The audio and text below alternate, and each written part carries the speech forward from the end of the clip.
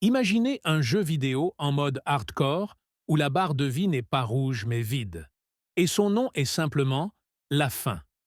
Chaque matin, vous apparaissez dans le jeu avec un seul objectif: tenir jusqu'au soir. Pas de sauvegarde, pas de bonus, et surtout aucune seconde chance. C'est ce que représente l'extrême pauvreté. Vivre avec moins de 3 dollars par jour est le niveau zéro de l'économie mondiale. Pour nous, 3 dollars, c'est une baguette, un paquet de chips et un ticket de métro. Pour près de 800 millions de personnes dans le monde, cette même somme est un budget quotidien pour tout. Se nourrir, se loger, s'habiller et parfois même se soigner. Si vous tombez malade, il n'y a pas d'assurance. Si votre toit fuit, il n'y a pas de plombier. C'est le mode instinct de survie activé en permanence. Imaginez devoir marcher des heures pour atteindre un puits ou une pompe à eau propre, alors que d'autres se plaignent que leur livraison Uber Eats a 10 minutes de retard.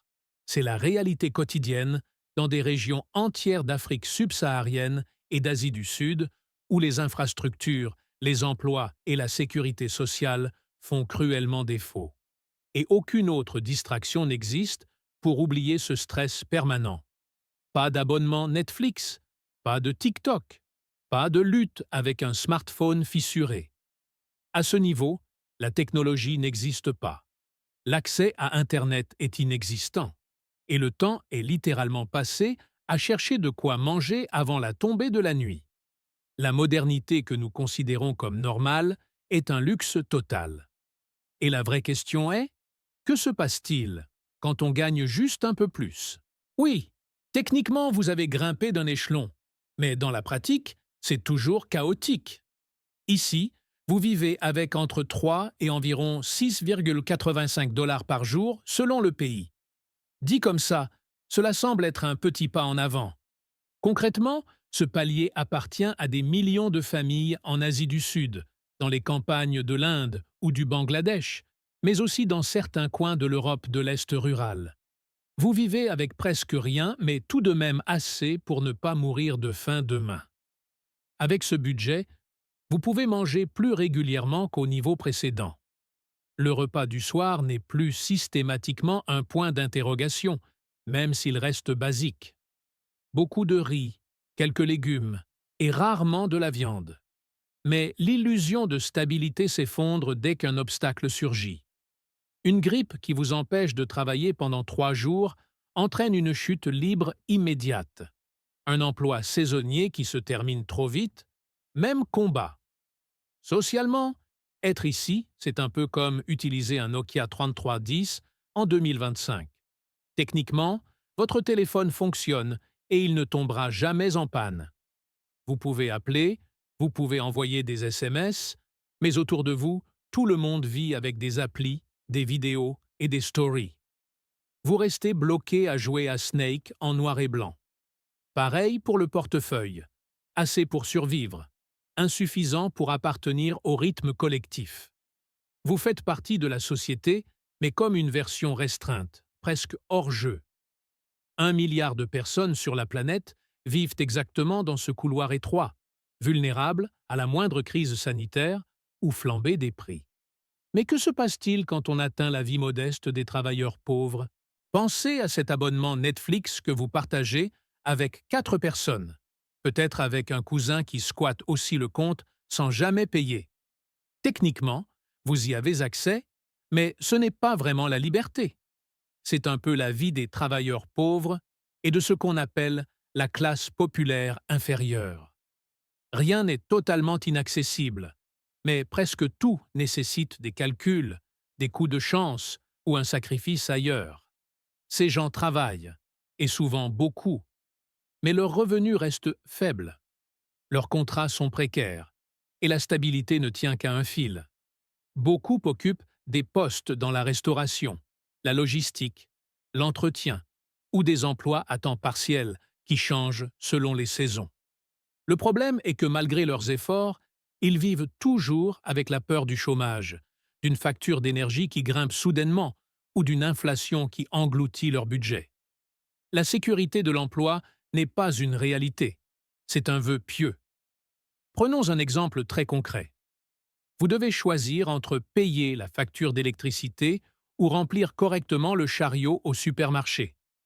Les deux options sont nécessaires, mais la trésorerie ne permet pas toujours de tout couvrir.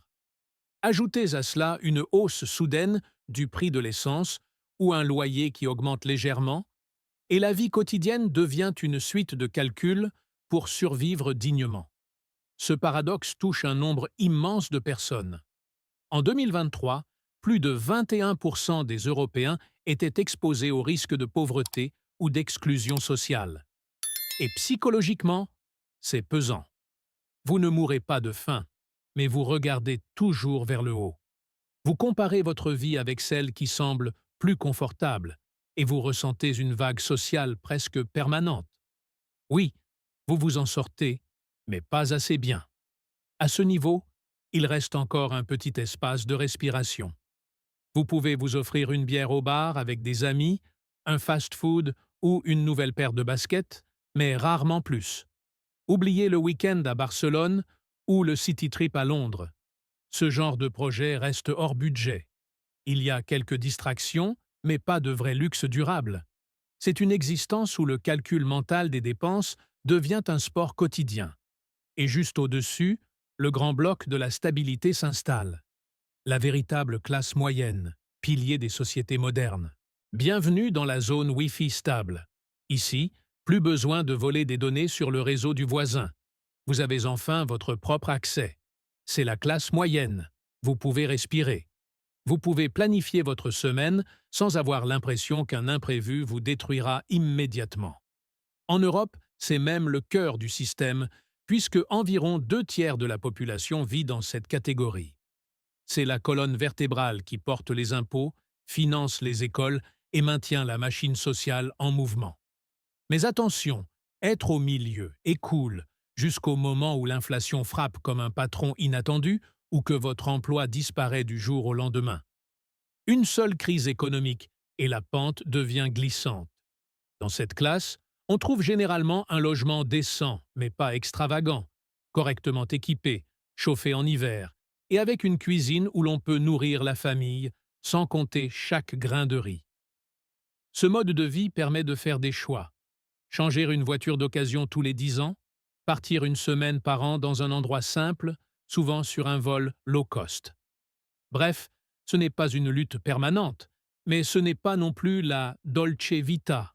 Le budget reste cadré, et chaque dépense un peu folle est discutée en famille comme s'il s'agissait d'une décision politique. En termes de liberté, cette zone offre plus qu'un filet de sécurité. Vous pouvez mettre vos enfants dans une école correcte, rembourser une hypothèque raisonnable et vous offrir des loisirs réguliers, comme le cinéma ou des sorties entre amis. Mais derrière cette liberté se cache une surveillance constante, la menace de perdre tout ce confort et de redescendre d'un cran. Ce qui rend ce groupe si spécial, c'est la protection offerte par le système de redistribution. En Europe, les transferts sociaux réduisent les écarts de richesse de près de moitié. Sans les aides sociales, sans l'assurance collective, une grande partie de la classe moyenne plongerait plus bas. C'est ce filet de sécurité qui maintient cette zone relativement dense et lui permet de jouer son rôle central. Mais pour ceux qui sont plus hauts, l'anxiété se transforme en confort assuré. Imaginez avoir le dernier iPhone posé sur la table, la fibre Internet qui tourne à plein régime et un frigo plein. Vous pourriez penser que ça y est, vous avez touché au luxe. Pas vraiment. Bienvenue dans la classe moyenne supérieure, un niveau où l'on respire mieux, mais où votre confort reste attaché à votre emploi comme un casque VR branché à un câble trop court. À ce stade, les revenus sont nettement supérieurs à la moyenne. On parle de postes qualifiés, ingénieurs, médecins, directeurs de service, professions libérales avec des revenus relativement stables. Ce n'est plus un calvaire de payer chaque facture et votre salaire couvre facilement vos besoins de base. Vous pouvez louer ou acheter un bel appartement, avoir une voiture récente qui ne vous lâche pas à chaque démarrage et même épargner un peu.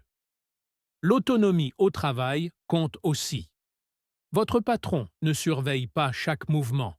Vous décidez de votre propre emploi du temps, mais ce statut reste largement lié au salaire et non à la détention d'actifs ou de capital. Leur confort repose donc sur la régularité des revenus. C'est une vie où les avantages sont concrets. Vous avez Netflix Premium. Vous voyagez 1 ou 2 fois par an, vous changez d'iPhone sans vous ruiner, vous invitez des amis au restaurant et vous ne passez pas 3 jours à calculer le montant de l'addition. Mais attention, pas de jet privé, pas de villa perchée avec vue sur la Méditerranée. Votre confort reste premium pour le grand public, pas pour l'élite mondiale. Les chercheurs montrent que ce groupe est essentiel en Europe. C'est une catégorie qui tire l'économie, paie beaucoup d'impôts et soutient massivement le système social. Pourtant, elle reste fragile. La faille, c'est une crise financière, un licenciement ou une maladie longue. Et ce château de confort peut s'effondrer beaucoup plus vite qu'on ne le pense. Et mentalement, c'est là que ça devient intéressant. Vous gagnez bien votre vie, vous en profitez, mais vous commencez à regarder vers le haut. Votre voisin qui gagne 2 fois plus que vous devient votre nouveau point de comparaison.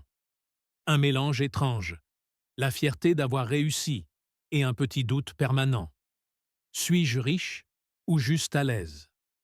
Prenez l'exemple des cadres supérieurs en France, capables de mettre leurs enfants dans de bonnes écoles privées, mais toujours coincés dans une hypothèque qui engloutit la moitié de leur salaire. Bref, ce niveau vous donne un vrai confort, mais pas une autonomie totale. Et juste après, on entre enfin dans ce que beaucoup appellent la richesse classique. Ici, c'est un peu comme scroller sur Pinterest. Des cuisines immaculées, des jardins parfaitement paysagés, une maison spacieuse avec de grandes baies vitrées. Rien d'assez extravagant pour avoir un héliport dans le jardin, mais assez pour que tout paraisse bien agencé et confortable. Bienvenue dans le monde des influents. Ceux qui vivent avec un niveau de confort considéré comme un standard haut de gamme. Ici, les dépenses essentielles ne sont plus un stress permanent. Les factures d'électricité, de gaz, d'Internet, tout cela fait déjà partie de la routine budgétaire. Partir en vacances n'est plus un événement rare qui doit être préparé comme un mariage. C'est simplement prévu chaque année. Un séjour d'une semaine en Asie ou en Amérique du Nord fait partie du programme, pas du rêve. La résidence principale, souvent spacieuse et bien située, donne l'impression d'avoir enfin réussi. Ce groupe est souvent composé de professions libérales, de cadres dirigeants ou de freelances qui ont réussi à se construire une clientèle stable. Et ici, la différence est énorme. Il ne s'agit plus seulement de consommer, il s'agit d'investir. Le capital est immobilisé dans l'immobilier locatif. L'argent est placé dans des fonds. La scolarité privée des enfants se prépare comme on réserve un billet de concert. Une flambée des prix ou une crise passagère n'ébranle pas complètement ce groupe. Un licenciement reste douloureux, mais il y a de l'épargne pour tenir plusieurs mois, voire un an, sans sombrer dans la galère. Mais juste au-dessus, on entre dans le monde de ceux qui pèsent lourd. Là-bas, posséder un loft avec de grandes baies vitrées à Berlin, Paris ou Madrid n'est pas un fantasme Pinterest épinglé sur un tableau rêve futur. C'est simplement la norme.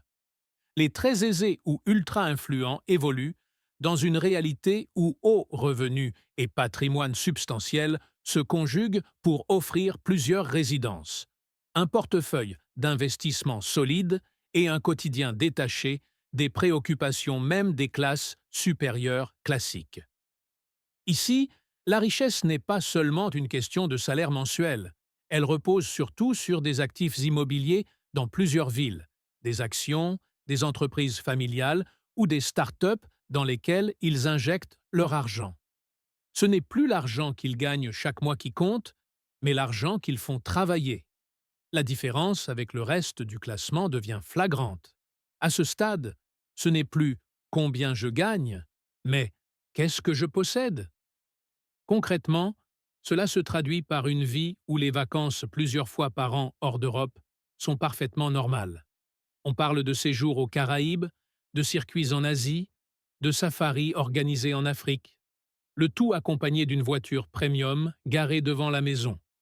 Le choix devient total. École privée de haut niveau, soins de santé sans liste d'attente, logements multiples, facilités bancaires. Voici l'ironie. Plus on monte, plus on pense manquer de quelque chose. Le sommet de la pyramide commence à créer l'illusion d'un vide, juste avant le passage symbolique au statut de millionnaire. C'est le moment où vous entrez dans votre agence bancaire. Et soudain, le conseiller n'a plus l'air de s'ennuyer. Il se lève, vous serre la main, vous offre un café Nespresso mousseux et, détail frappant, il passe immédiatement à l'anglais. Pas parce qu'il manque de confiance dans sa langue maternelle, mais parce qu'à partir d'1 million d'actifs financiers, l'étiquette change. On parle de HNWI, High Net Worth Individuals, un bel acronyme qui signifie surtout que votre argent a officiellement atteint le quota pour se gérer tout seul. 1 million d'actifs, ce n'est pas simplement 1 million sur un compte courant. C'est surtout un mélange d'immobilier bien placé, de portefeuilles d'actions et parfois de parts dans des entreprises. Ce n'est pas un pack mystère, c'est une organisation méthodique qui fait tourner la machine à richesse comme une horloge suisse. L'argent n'est plus seulement gagné au travail, il est produit par les actifs. Concrètement, on parle de personnes qui possèdent souvent une résidence principale confortable, mais aussi une résidence secondaire, parfois au bord de la mer. Leur carnet d'adresses s'étoffe au passage. Dîner, club privé, réseau professionnel, où l'invitation n'arrive pas par hasard. Ici, la dette n'est plus un fardeau écrasant. Elle est utilisée comme un levier, un outil stratégique, et non une épée de Damoclès. Le quotidien diffère radicalement. Les choix de scolarité pour les enfants ne sont pas limités par le budget. Les investissements sont diversifiés, et même s'ils décidaient d'arrêter de travailler demain, leur capital continuerait de générer des revenus réguliers. Leur liberté vient précisément de là. Ils ne dépendent plus d'un emploi, ils peuvent littéralement en acheter un si nécessaire. Mais quand on multiplie cette richesse par 5 ou 10, on quitte à nouveau cette zone pour atteindre un autre monde. Quand votre plus grande question du mois n'est plus comment payer le loyer, mais dans quelle ville embaucher du personnel supplémentaire, vous êtes officiellement multimillionnaire. On appelle cela VHNWI, l'acronyme de Very High Net Worth. Pour être clair, on parle de plusieurs millions d'actifs, parfois 10, 20 ou 30 qui circulent. Ce n'est plus un simple chiffre sur un compte. C'est un écosystème complet de maisons, d'actions, de terrains et d'entreprises familiales. À ce niveau, l'argent cesse d'être une limite et devient une contrainte d'organisation. Un multimillionnaire ne réfléchit pas en termes de « devrais-je acheter ceci ?», mais plutôt « où vais-je placer ce nouvel actif ?» Par conséquent, ces fortunes façonnent même les économies locales. Dans certaines grandes villes européennes, ce sont eux qui font grimper la valeur des quartiers, transformant une vieille rue calme en zone ultra exclusive, où se loger devient inaccessible pour le reste des habitants. En investissant massivement, ils déplacent littéralement les lignes du marché. Leur quotidien n'a plus grand-chose à voir avec le simple confort. Prenons un exemple concret. Le jet privé. Contrairement au cliché du multimilliardaire possédant un avion entier, les multimillionnaires utilisent souvent un système de jet fractionné, un peu comme un abonnement premium où l'on partage une flotte ultra luxueuse. Quand ils ne veulent pas, ils créent des fondations familiales. Ce n'est pas seulement de la charité, mais un outil pour transmettre financièrement des projets, afficher une influence culturelle et même orienter certains débats publics. Et du côté de la consommation, tout est immédiat. Une villa de vacances, une voiture de luxe sortie hier, une expérience extraordinaire. Chaque désir peut être exaucé presque instantanément. Le portefeuille ne dit plus non. Les seuls freins sont le calendrier ou la simple lassitude. C'est là que le paradoxe prend forme.